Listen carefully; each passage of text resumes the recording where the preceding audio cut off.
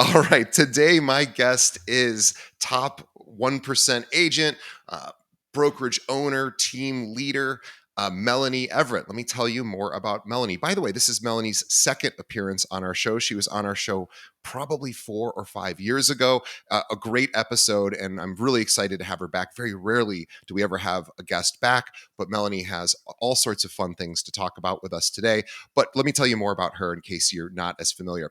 Now, Melanie Everett is an award-winning broker and also the founder of her boutique real estate brokerage called Melanie Everett and Company, serving Chicago and the western suburbs of Chicago. She is a writer, a negotiator, a thinker, marketer, teacher, reader, and leader in her industry. Since 2014, Melanie and her team have sold more than 300 million in residential sales and closed over 700 transactions. Melanie Everett & Co. consistently ranks in the top 1% of all brokers in Chicago. And in 2023, Melanie's powerful team earned the Chicago Association of Realtors Platinum Award for a number of transactions. And I want to give a few other accolades that Melanie would probably be too humble to share, but I want to share these just to tell you how amazing her and her team are. They, this year, top 15 small team in Illinois by volume, top 30 team in Chicago by transactions, top 50 team in Chicago by volume, Chicago Association's top producers, top agent network members, and back in 2017, she was a 30 under 30 NAR winner. So this is somebody who really, we're so excited, does not really have time to do this, and we are basically twisting her arm to come back, and we're so grateful. I want everybody to check out our website, MelanieEverettCo.com. We'll have a link to that in the show notes, and follow her on Instagram, Melanie Everett Co. Also linked to that in the show notes. Melanie, welcome back to the show. Thank you so much, DJ, and thanks for that amazingly kind intro. I appreciate it. After hearing all of those accolades, I'm honestly tired. I'm like, when did I have time for that? Well, oh, and we should also mention you're a mom and wife and all sorts of other things too, in addition to running a successful practice. So you have plenty That on is your true. plate. And I know time is short, so we want to make the most of the time that we get to have with you. I wanted just to first start. It was something we talked about on several, probably 400 episodes ago when I had you on before, which was the idea that so few realtors talk about being introverted, and you're a self-described introvert. I am also an introvert, although I think a lot of people may not know that so much about me, but the truth is I am. It's hard for me to be in social situations with others. This is actually pretty easy, but there's a lot of distance here, but it's a challenge for me to do some of the things that I think a lot of our listeners may experience, being introverts as well. So I just wanted to talk just a little bit about that before we get into branding, about what's it like being an introverted realtor, and what might you say to any of our listeners who feel the same way? Oh, such a great topic, DJ. Thank you for bringing that up. I definitely would consider myself to be like an extroverted introvert where I do love going to events. I do love, being with friends, like being with others does energize me, but in small doses, and I feel like I need a lot of time to, like, recover afterwards. So, for instance, like, if we have a big team meeting or something like, that takes a lot out of me, and I like to have time built into my day to, like, have some solo work time or to, like, come home and relax before, if I have anything else that evening, I go to that, so on and so forth. So, definitely feel like being a little bit more introverted, you need to build more margin into your day and your routine and not stack appointments. Part of the issue with the real estate world is that it's all about that hustle culture. It's all Yeah. about being as busy as possible. You have to have as many appointments in a day as you can possibly fit. And for me, I just like am not operating at my best if I'm that slammed and that, running all over the place back to back on appointments. So really trying to, build space into my daily routine, not have too crazy of days with too many events or meetings or obligations in one day, but really trying to schedule accordingly for what's going to work for my, you know, mental health. Yeah, and the good news for our listeners who feel similarly, like you're not alone. This is not an uncommon. I mean, being an extroverted introvert or some sort of combination of the two is more common than not. So we can all relate in certain ways to that. I know for me, I used to stack appointments for my own part of what I do here at the business, and boy, I would it was not a good idea. I did that for years and years and years, and I would come home exhausted, and I couldn't figure out what am I doing wrong? And it was, yeah, I needed some of that recharge time. So I can certainly appreciate that. So I appreciate you saying that, Mhm. because again, in hustle culture, it does seem that you're maybe falling behind if you don't have things stacked right on Mhm. top of each other. And you're proof Yeah. that that doesn't have to be the case. So I love that. Hopefully, I will also add that I think there's this assumption that real estate agents are the loudest people in the room. Like a real estate agent is magnetic. They're the most social. Like they get to the party and they're lighting up the party, like everyone wants to talk to them and they're popular and all of that. And I definitely feel like I'm at the other end of that spectrum. In a large group setting, I'm like quieter. In a big meeting or like a mastermind or something like that, I'm definitely not the loudest person in the group unless I know them really well and I'm super comfortable.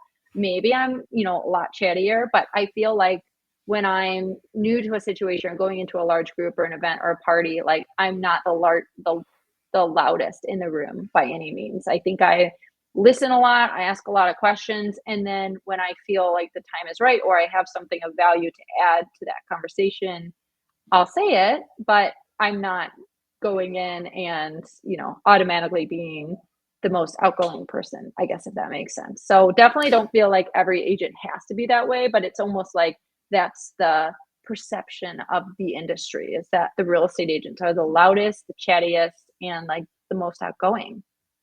Yeah, that's very true. I totally agree. And there's probably a lot of people breathing a sigh of relief that you can be successful without having to be the most sort of actively in your face agent, which those are great too. And I really admire those agents that have that ability to really just put it all out there. And so in such an intense way. That's not me personally, and sounds like that isn't you as well. And it's nice that there's room for all of us. So appreciate that. Um, I want to talk about branding, because I think that is something that you have done extremely well, and in a way that is different. I think your aesthetic, I think, is different from what a lot of agents or people who look at agents might think an agent's aesthetic is. I like how you I like how you built your brand in this very, I would call it sort of this elegant and subtle way. And maybe I hope that that sort of sounds like I what you love like. those But words. Those are great words. Yeah.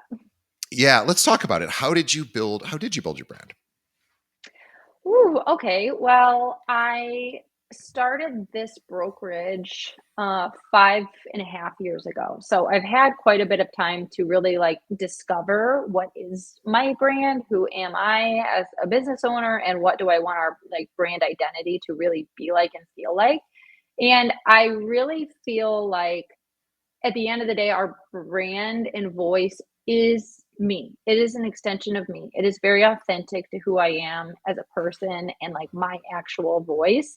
But at this point, it's kind of taken on its own personality where like it's not an I anymore. Like my brand isn't I, it isn't Melanie, it's we, it's the team. It's like we are an us. And that messaging, I think, comes through loud and clear in all of our resources and what we offer to our buyers and sellers. So definitely building that has been a labor of love with a lot of revisions. We had one color, for instance, when we started the brokerage, that was like our visual identity. And now, 5.5 years later, we have a totally different color scheme, different visual identity with different logos and things to differentiate us. But I've loved that journey.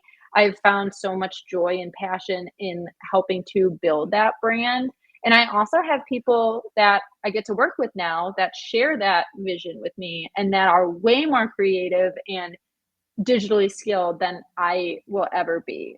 So really having those key players has been such a huge value add for me and my brokerage of really taking us to the next level and like elevating all of our marketing to really reflect that brand identity. Yeah, let's talk about your brand identity. How would you sum that up? I would say elegant is definitely a word that I like. I'm glad that you brought that up. I like that word elegant. I would say we're very relatable. We're very down to earth, and that I would think is reflected in our brand. But we're also very tailored, obsessed with details, and have a very specific look online where there's not a comma out of place. There's nothing blurry that's being uploaded. Everything is very crisp, clear to the point, but it has like a friendly feel, if that makes sense. It does. It does. And I think that's very interesting because you came from a different world. So you were, if I remember correctly, you studied journalism. Is that correct in college? Yeah. Yeah. Yep. Yeah, so Right you on. wanted to be a writer, what I liked, and I want to talk about this, and I don't know that you still are doing this currently because you guys have become such a big brand and a big brokerage. It would be difficult, I think, to do this. But one thing I really loved is that you would write stories about your clients, and you would publish blog posts saying, here's the story of so and so, and this is the house they purchased or the home they sold, and it would go in depth. It wasn't just here's who they are, and it was a story. It was really interesting, and then you would share that on your website. And can you talk about, so, and I just love that idea, and I've never heard of another agent that does that, and I've interviewed hundreds and hundreds for the podcast here. So could you just walk us through sort of what that did for your brand, and how that helped you guys grow?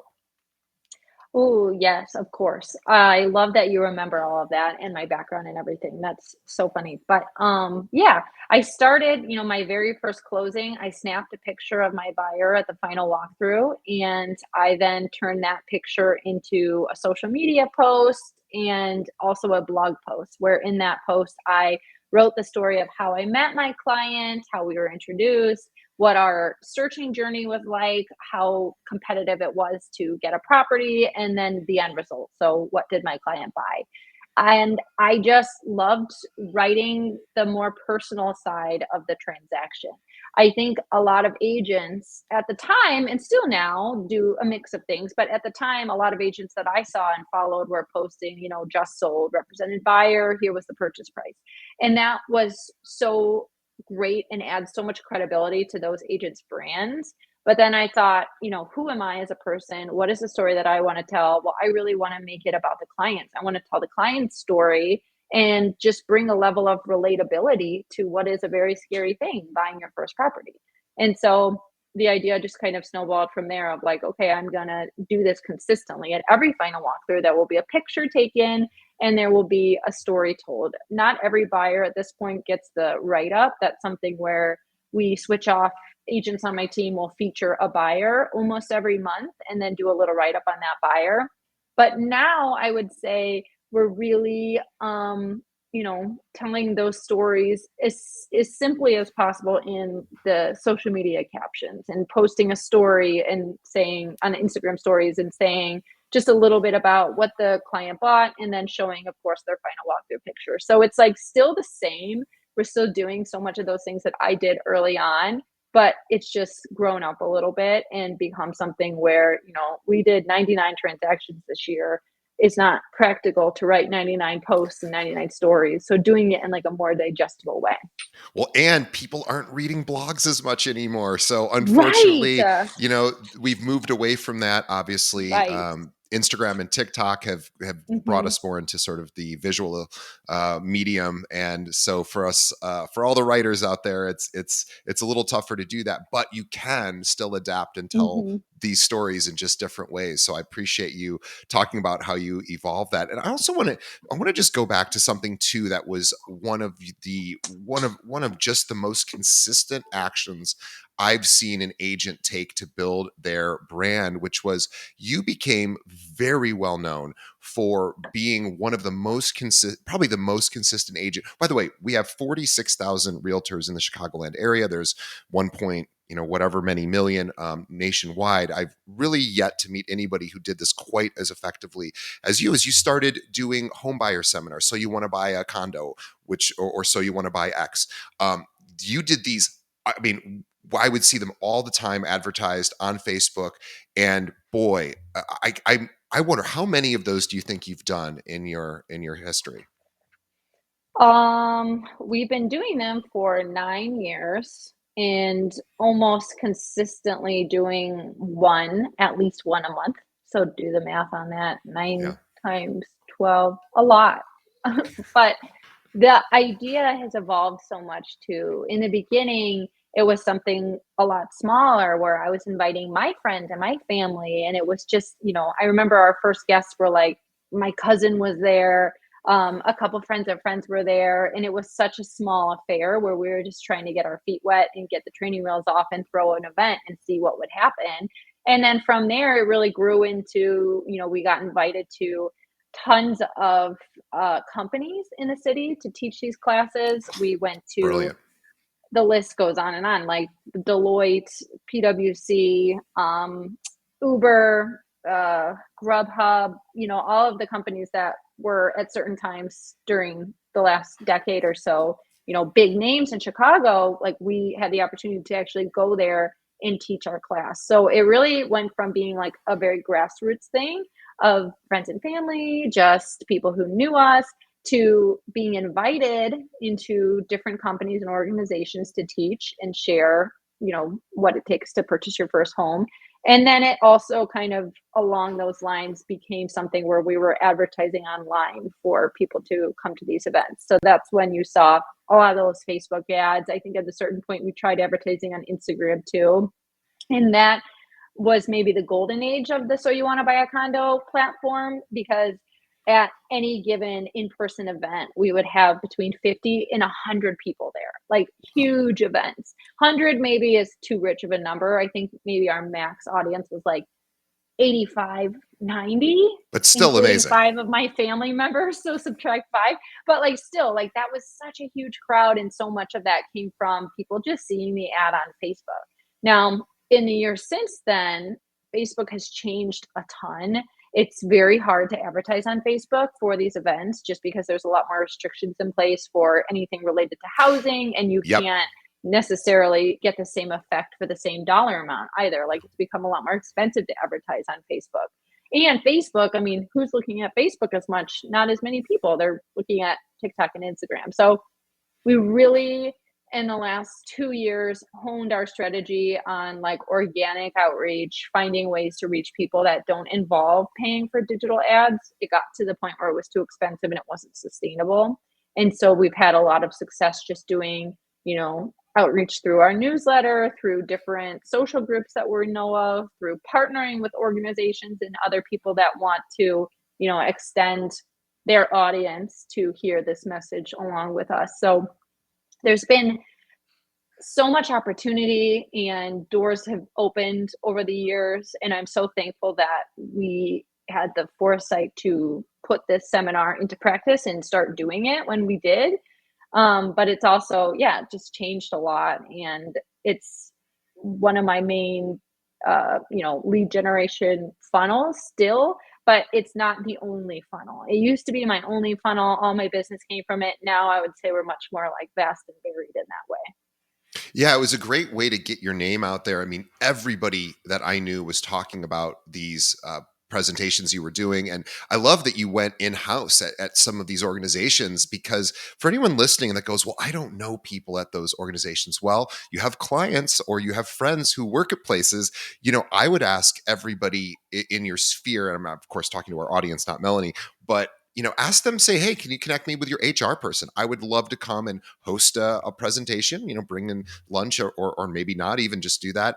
And HR people love to do this because it justifies their existence. They feel like they're bringing value to their company, to the employees, and, especially like tech firms. Like these are young people who are probably making decent incomes and are renting now, but should be buying in the future, or maybe should be buying now. And you might just be that person. So when you were doing those in-person events, how often, I mean, obviously you're not closing every person that walks through the door, and that's not really the intention either. The intention is to give them really great information and hope that they obviously choose you. Because I know you are not somebody who it does these to try to say, well, I'm going to get this person to this person. It's an attract strategy versus a power strategy of just sort of trying to get as many leads as Mm. possible. But when you did these in-person events, how effective was that? Were you getting people just from coming to an event saying, I want to work with you? Well, sometimes yes. I would literally leave the event with somebody's email address written down on, a notebook that was like, follow up with this person tomorrow, send them the buyer guide, book your consultation. So those were, few and far between. For the most part, it was such a slow burn. It's Sure. like people would come to the event after seeing the ad maybe more than once. So it would take a couple of hits to get them to convert and actually come to the event. And then after the event, the beauty was really in the follow up. So at this time, we have developed a 10-week follow up campaign after the classes that hits them once a week with a very short and sweet email packed of information. So they're not emails to say, "Thanks so much for coming, want to work with you, call me, let's get together and start looking for a home together."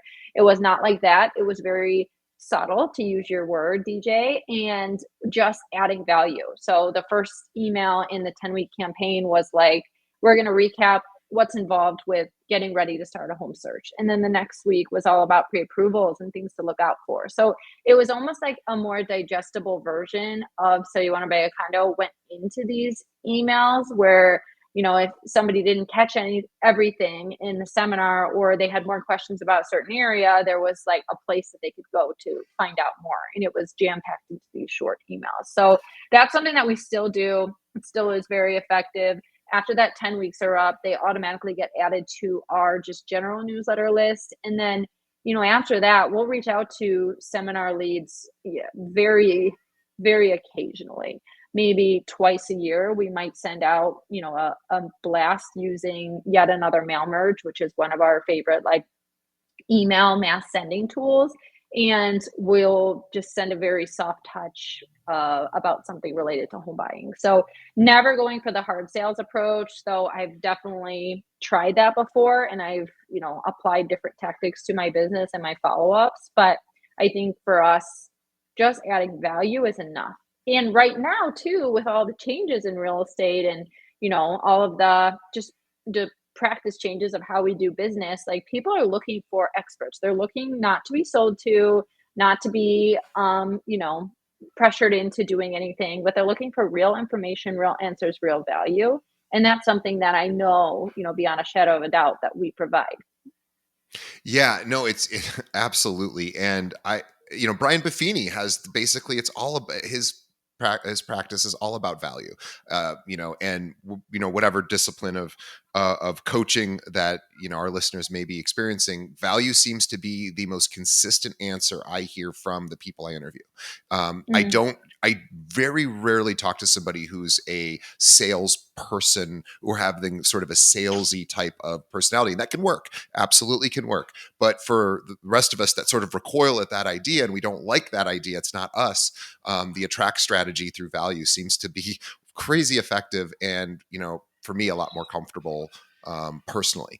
So I can appreciate that. I do have an idea for you for another a presentation. As I was thinking about what kind of presentation would I want? Well, my presentation would be, so you're locked into a 3% mortgage. What do you do? Because honestly, mhm, it's mhm. really a good one, because I'm not looking to move. I'm happy where I'm at. But if I wanted to, that would be a hard thing for me to wrap my mind around, right? So I love the idea of one of our listeners, running with something like that, because it's like 80% of the 85% of the homes in this country are in that position. And I know there's a lot of people that are just like, I don't know what to do. So that's always something as a little idea, maybe. I don't know. I But love it. I love I it. Somebody should do it. Take it and run with it. It's such a good I idea. Yeah, I just want people, it's funny. I don't know if you can relate to this, but I just want people to tell me what to do in life. I really do. I appreciate having a counsel. So this is why it's so great to, consider yourself as a value added realtor, because you're constantly telling people not what to do, but giving them suggestions about how they might think about something or actions they can take. And again, that's all I ever want. I just want somebody to say, "Oh, you're supposed to go do this right now." Okay, great. I don't have to think about it. I can just go do it. Tell me what to do, and I could do that. I think if there's a lot of our listeners out there thinking about how can they attract business, the value model seems to be the way to go. And certainly you can do this on Mhm. social media. You could do a video every day with a tip. You can go to every home you see and find something cool that you want to show off. And there's so many opportunities to just authentically provide something that's of use. Um, I want to talk about you building your company, because it seems like the way that you've built your brand is very intentional. You have, specific sort of even aesthetics that you want to maintain, as well as, how you want people to perceive your brand.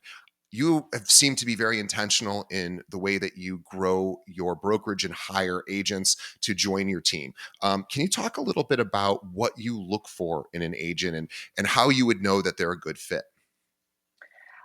Great question. I've been asked this many times in the past, and so I feel like I have my two, traits that I look for at the tip of my tongue. First is kindness.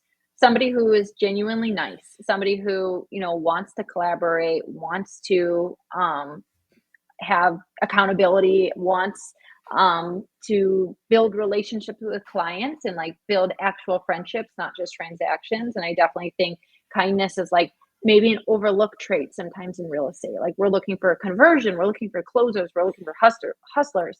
And I'm looking for all that too. But before all of that, I want it to be somebody that is just nice and that I enjoy being with, talking to. So that's one. And then the second is loyalty.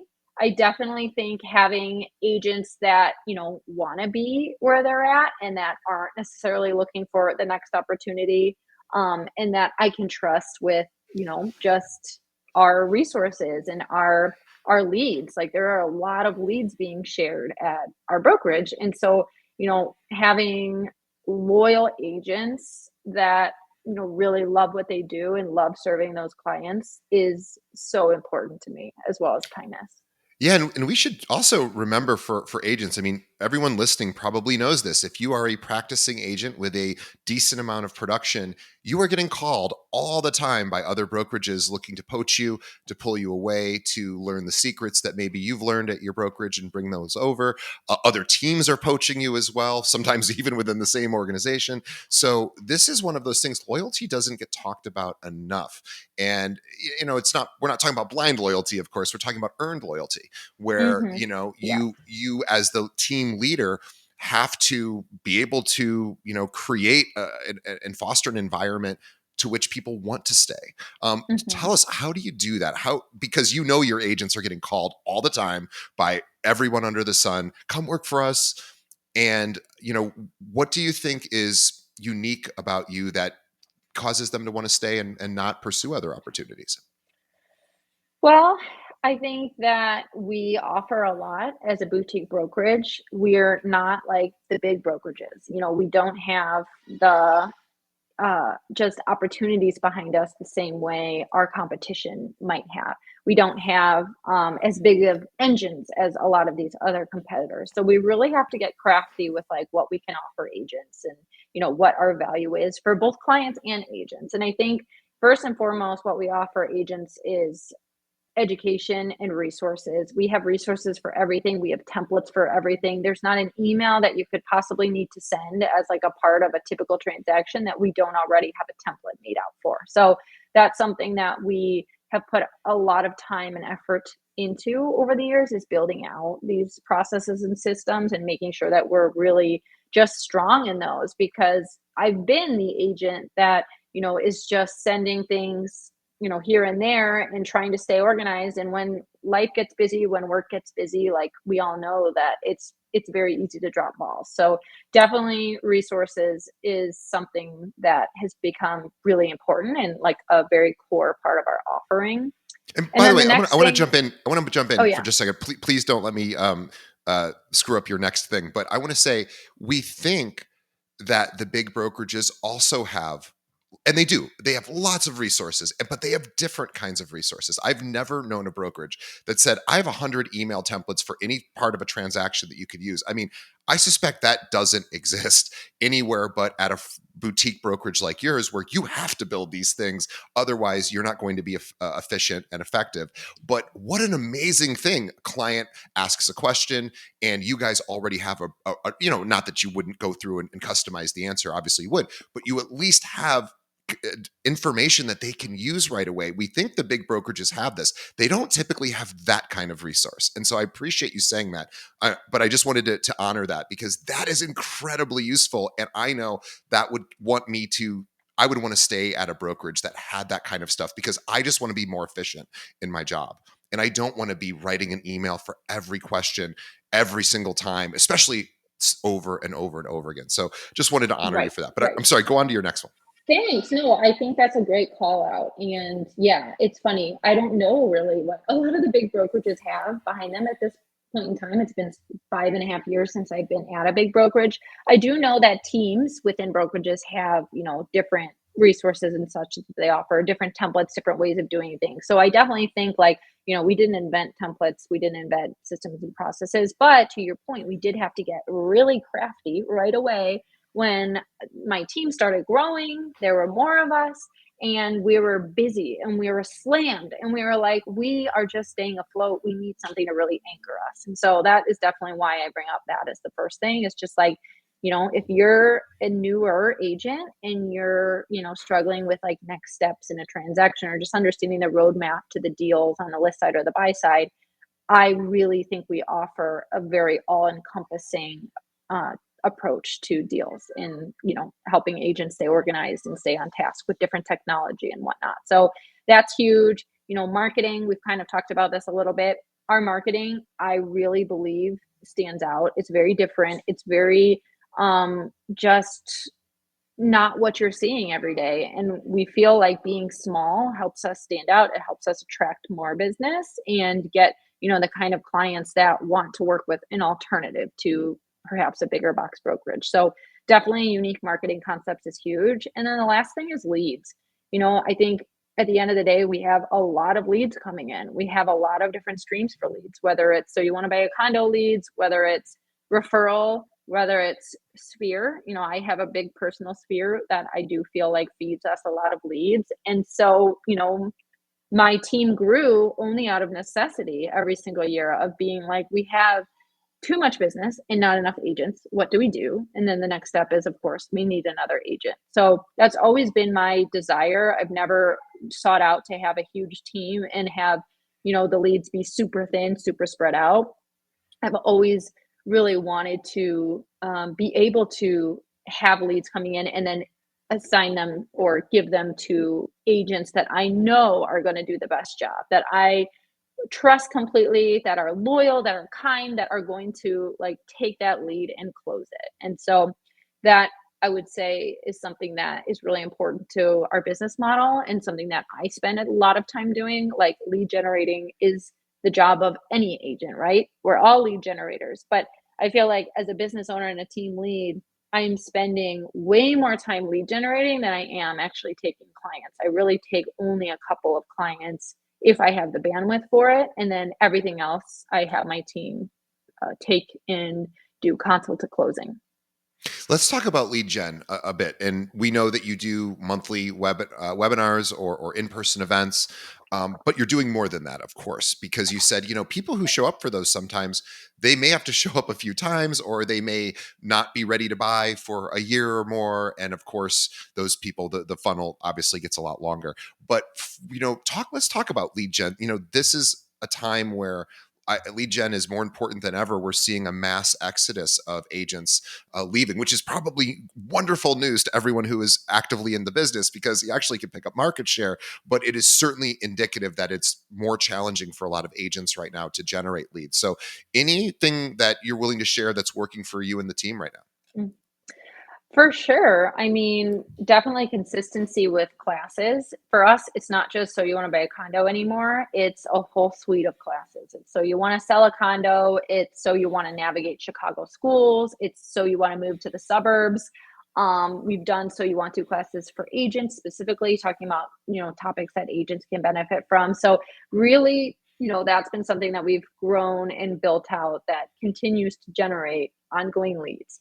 Outside of that, I would say we are very strong in our referrals. We do an amazing job in our transactions. I really, in the bottom, deepest part of my soul, like we care so deeply about these deals and no, they're not all going perfectly smooth. There are factors that are beyond our control, and we're not perfect either. There's certainly been situations where I've made a mistake and I've had to own up to it with a client or something. And it happens and it's life and it's hard to swallow, but it happens. So I definitely think, doing such a good job, putting so much heart into the transaction, letting the client benefit from our resources and our organization and our expertise. The goal is, of course, they get to the end of that transaction and they're like, wow, working with this firm, like they were small but mighty. They had everything covered. I went to a class, I got connected with an agent. I started my search. I then started working with their transaction coordination team, and everything was just, a very well oiled machine. Like that's what we feel a lot of clients leave our transactions saying and expressing in Google reviews and whatnot. And so that's been just a great way to generate more business is like, being able to point to that or, having their friends reach out, so on and so forth. So definitely referrals is huge like it is for so many, I know. And then, outside of that, I think, we have a really significant-ish, I don't know if this is a large amount or not, but we have like maybe 7,000-ish newsletter subscribers. So we definitely feel like we have a pretty solid audience that has, of course, their own spheres. So it's like every single person that's getting our newsletter, it's not just about selling to them. Some of them don't even live in Chicago. It's about who's in their sphere. Is there somebody in their sphere that could benefit from one of our upcoming classes or a tidbit that we share in the newsletter, so on and so forth. I love all of that. One thing you said about your classes, just to go back for a second, which I thought was a brilliant idea that I haven't heard yet, which is navigating the Chicago public school system or the schools. Maybe it's public and private, but this is what, unless you're in a rural area where there's only one school system and that's what it is. But if you're certainly in a metro area like we are, certainly very urban, and a million different school options here in Chicago, and a lot of big cities have that same challenge. Is then, do we have to live somewhere to get into certain schools? How does it work? And I know everybody. One of my friends who has children who lives in the city has gone through this, and it is stressful. It is difficult. It is complicated, and you just want somebody to tell you how it all works. And so Yeah. that I just wanted to make sort of put a point on that, because that's a great idea for everyone who is listening. Um, Consider doing something like that. I will say we did not invent the idea of the school seminar. There are a couple of agents that I've seen do things around Chicago schools. And for me, it never piqued my interest or attention until now I have two kids. And now I'm like, oh, wait, like this is actually super valuable. And a lot of our clients are the same age as me and they're kind of coming into this next chapter. So it was a natural growth thing, but it was something that I did, kind of copy. So I'll say that. I love that. And I also wanted to talk about, with your team, how are you keeping them motivated? Right, like this is not the easiest time to be a realtor. So certainly with obviously the public, the media is obviously commented on the NAR settlements and the lawsuits, and just pricing being a little goofy, as well as rates being not ideal. But how are you keeping the team going forward every day? What is your approach there? Um, you know, I don't have a great answer for that. I think that I am a really good leader, but I don't know sometimes that I'm like the perfect leader or the most motivating person. I think that, our team is unique in that we're not meeting every day. We're not having, or meeting every week. We're not having like daily calls or anything like that. There are a lot of teams out there that are constantly, being coached, meeting, accountability, things like that. I would say I definitely take a step back from that approach, and I embrace the client or the agents on my team, being busy where they are. If they are constantly, on showings and they're out and about, great. I don't want to bog them down with additional Sure. things. If they're looking for, getting together and, a happy hour here and there, like then, we'll try to get something on the books. But I do feel like it's really important that at the end of the day, like my teammates are independent contractors. They are, choosing real estate because of the flexibility that it gives. I don't want to be bogging them down with meetings and things like that. Now, that said, we do have strong friendships with each other and great relationships. We have, our text thread that almost every day somebody's got a question and somebody's got an answer. So we're definitely supportive in that way. We cover each other in the field. We meet regularly, we meet monthly and then also quarterly. And then we do fun things when we can. Like today, I was at the office with one of my agents and we just kind of hung out, listened to music, and it was fun. Like, I think I'm more of a laissez faire leader in that way, where, these women that I work with, like, they're also my friends. Like, I love hanging out with them. I love when we're all together. And I am, with a lot of them very close. So I guess it's a unique team in that way that we don't follow the typical real estate advice that maybe a team lead would get, but it works for us. And I think my Yeah. agents are, content with the pace of things and are very busy and, in different life stages as well. By the way, we should mention for anyone who is a Chicago agent who is looking possibly to join a team or switch teams or just want to be around Melanie and her team and see if they might be able to offer value to the team and vice versa, they can reach out to you because you are ever expanding, you're always growing, and always looking for that next great agent. And so, what would be the best way that somebody who's like, I want more of what I'm hearing, how should they reach out to you to sort of introduce themselves? Send me an email. I love connecting with the agents. I honestly connect with agents a lot throughout the year, and we'll just, have conversations, phone calls, coffee, just like for me, not only from a recruiting standpoint, obviously that's so important and, a core tenet of like my responsibilities. But I would also add that as a boutique broker, it's so vital for me to have strong broker relationships because we don't have that backing of a company that everybody might be familiar with. So we really have to get scrappy when it comes to finding pocket listings, opportunities, really just exploring and meeting different agents like in the same industry. I think is so valuable and we can all learn from each other. I love masterminds. I love picking other agents' brains. I have so many agents outside of my team that I call all the time with questions and, just to complain sometimes, about the ups and downs of being in real estate. But yeah, I think that the brokerage community is so amazing here in Chicago, and there are so many talented people at many different brokerages. And it's really a privilege for me to be able to build relationships with those agents. Well, if you want to build a relationship with Melanie, email her and you can go to her website, which is melanieeverettco.com, which we have a link to in the show notes. My last question: open houses, still effective, less effective? What is your take on open houses in 2020, end of 2024, early 2025? Hmm.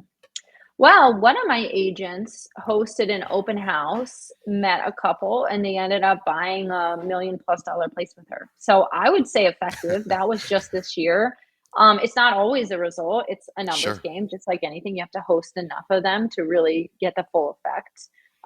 But yeah, I mean, when I started my business, I was the open house girl for that Coldwell Banker office. I was every weekend, sometimes doubling up on open houses. So imagine how exhausted and introverted me was doing two open houses in one weekend. But that's how I met so many of my first clients. It's not that easy anymore. People find agents online a lot more, and they're more hesitant, I think, meeting people in person at open houses. But I still think if you've got the skill set, if you're asking the right questions and you're listening and not just speaking to open house guests, I think that's where, the magic can happen and you can really get leads from it. Agreed. Well, I think this is a great place for us to wrap up. I want to also mention to all of our listeners, which like 95% of them don't live in Chicago. So but you may have clients that move in and out of Chicago, right? Certainly, we are one of those markets that feeds other markets and we get fed as well. So, if you are another agent in another market that wants to develop a relationship with Melanie to see if you guys could refer business back and forth and if you guys would be a good culture fit, definitely reach out to her, email her as well. We'll have a link to her email in the show notes, as well as you can go to her website and connect with her on social pretty easily too. But I really encourage everybody listening to go to her website for no other reason than to look to see how it's a little different than what you're probably used to seeing with team and brokerage websites. There's a very intentional aesthetic there that I think is pleasing, at least pleasing to me. Also, if you look at the Instagram, there's a gentleness to the way that things. I think gentleness would be another word I would use, an adjective to describe your brand. And I don't mean that in any sort of pejorative way. I mean it is a unique and very difficult to I think to present authentically, but I think you have that, and I think that gentleness is very disarming, and I think it's welcoming and inviting. And when you go to her Instagram in particular, as well as her website, you'll feel the gentleness sort of coming through. And notice what I would encourage our listeners to do is, as you're checking out her stuff, notice how you feel as you're going through. Do you feel are you feeling a certain type of connection or emotion? I suspect you will be, and it'll be very automatic. So it's a really cool website. It's a great aesthetic on all of your Instagram posts, as well as all the stuff you do on social. And I think gentleness really works, but it's hard to do, and I think you do it incredibly well. I hope you take that as a compliment. That was so nice, seriously. I wish I had just recorded all of that stuff you said and could just replay it when I'm having an off day. But wait, it is recorded, right? I can go back and It's listen to true. this on Spotify. It's Yeah, good. It's you great. could upload it into Chat GBT and tell it to give you a compliment every day from one of the things I said too. But anyway, this Oh, Melanie, thank you so much for coming back. We are such big fans of yours, and really, your first episode when I released it ended up becoming one of our most listened to episodes of all time. It still wow. probably is. I don't look at those numbers anymore, but I probably should. But anyway, you are still so much fun to talk to. Everything you do is really unique and different, and just welcoming and warm. And I really encourage everyone to check out and borrow from her, borrow from Melanie's, borrow from the way that she presents herself, if that is a good fit for you as well. And if you want to join her team, well, she just told you how to reach out and start that conversation. So, on behalf of our listeners, Melanie, thank you so much. We appreciate you. We appreciate your time. We know how busy you are. I know there are kids to tend to, there's business to tend to, and you took time out of your day. So appreciate you on behalf of the audience and on behalf of Melanie and myself. Thank you to the audience for sticking around to the end. We appreciate you.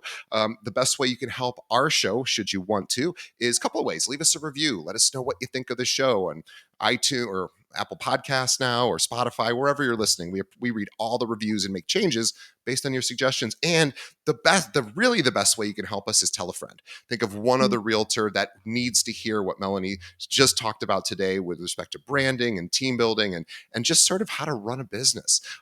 Send this off to somebody who's struggling right now. They would appreciate it, and we would appreciate it. So thank you to our audience in advance. Melanie, we will see everybody on the next episode, and thank you so much.